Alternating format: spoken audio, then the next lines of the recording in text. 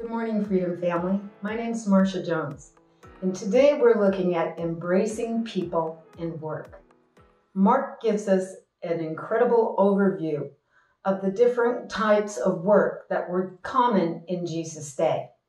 We see rich young rulers. We see people from the synagogues, the Pharisees, the Sadducees. We see day laborers. We see people with leprosy and other diseases. We see fishermen. We see Peter and Andrew. And I want to take just a minute and talk about Peter, which at that point, his name was Simon. Jesus was walking along the Sea of Galilee, and he observed Peter and Andrew at their nets. He watched them work.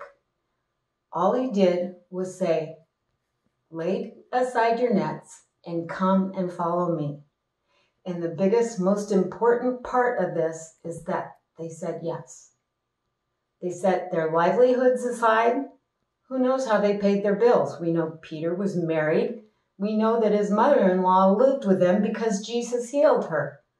But the important part is they said yes. And the rest of the 12 said yes.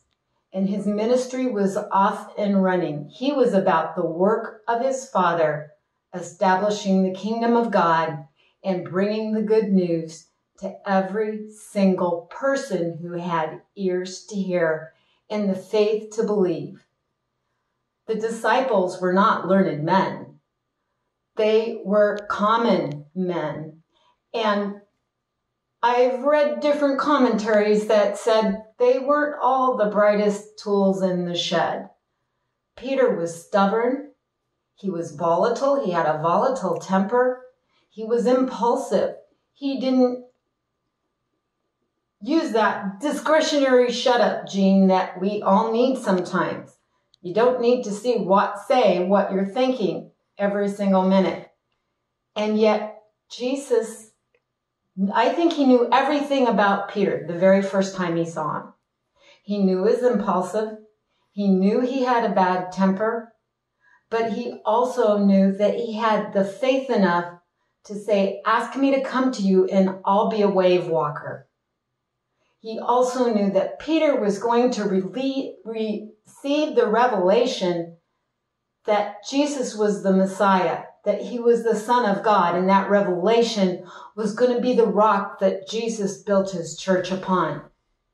He sees us in our worst moments, when our weakest. And he sees us in those moments of faith where saying yes makes all the difference to the rest of the world. He said, "Come." The 12 said yes, and it changed the world forever. You have a blessed day.